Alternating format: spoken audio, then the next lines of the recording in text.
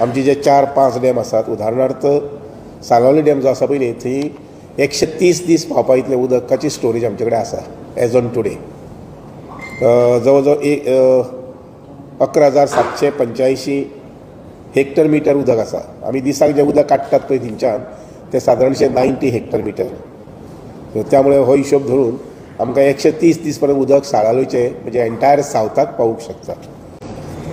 दुसरें आसा तें तिळारीचें उदक जें आसा तें तशेंच जवळ जवळ 12,566 सुमार हेक्टर मिटर आसा आनी 156 हेक्टर मिटर आमी डेली घेतात.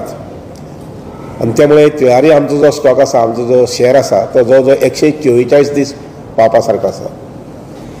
त्यानंतर आमी आमठाणे जे आसा पळय न्ही ते पंपींग स्टेशन आशिल्ल्या कारणान ते कमी जास्त आसता.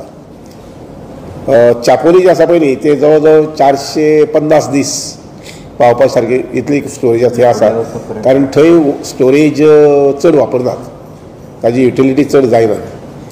इरिगेशनाक बीन मोठ्या प्रमाणात उदक थंय घेवपाक लागूना.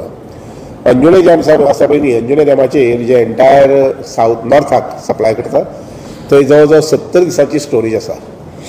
आमी आज एप्रिलांत आसात, पूण एप्रील आनी मे हे जावन सुद्दां मुखार सादारणशें आनी 10 दीस 15 दीस आमकां उदक पावूंक शकता. मदीं पावसाची सर आयली ना जाल्यार, मदीं जर पावस आयलो जर जायत जाल्यार म्हाका दिसता we will be in a very comfortable situation. नंतर उरलें तें पंचवाडी म्हैसाळ डॅम, थंय सादारणशें 117 दिसांची स्टोरेज आसा.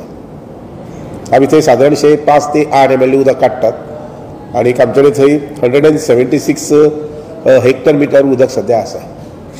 त्यामुळे इवन पंचवाडी ह्या जाग्यार पोरूं 24 जून पर्यंत पावस पडूं नाशिल्लो आनीक डॅम सारको जवळ जवळ ड्राय जालो म्हटल्यार कोता येता. पूण आमी तरी आतां अंदू जी स्टोरेज आसा ती 117 दिसां खातीर आसा. तर त्यामुळे मुखाल्ले 2 म्हयने पर्यंत आमकां उदकाची चिंता करपाची गरज ना.